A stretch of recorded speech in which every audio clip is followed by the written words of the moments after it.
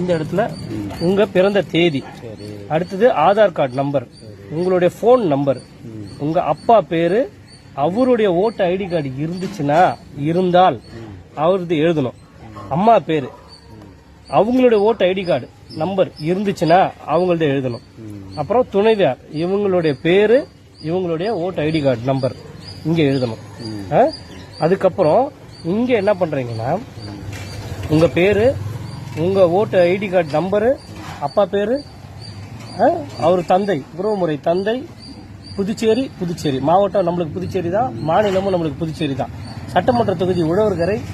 இந்த நம்பர் மட்டும் 2002ல நீங்க இருக்க வேண்டிய நம்பரை நம்ம எழுதணும். நான் என்ன பண்ணிருக்கேன்னா 2002ல இருக்கிற நம்பரை நானே எழுதி வச்சிருக்கிறேன். இப்ப நான் என்ன பண்றேன், உங்களுக்கு அதை எழுதி கொடுக்குறேன் பென்சில்ல, நீங்க அதை திருத்தி பேனாவில் மாற்றி எழுதிக்கீங்க. சரியா? இங்க உங்க கையெழுத்து, இங்க ஒரு புகைப்படம், அதாவது போட்டோ ஓட்டணும். நான் எங்க டிக் பண்ணிருக்கணும் அங்கதான் எழுதணும், வேற எதையும் எழுதக்கூடாது. அடுத்தது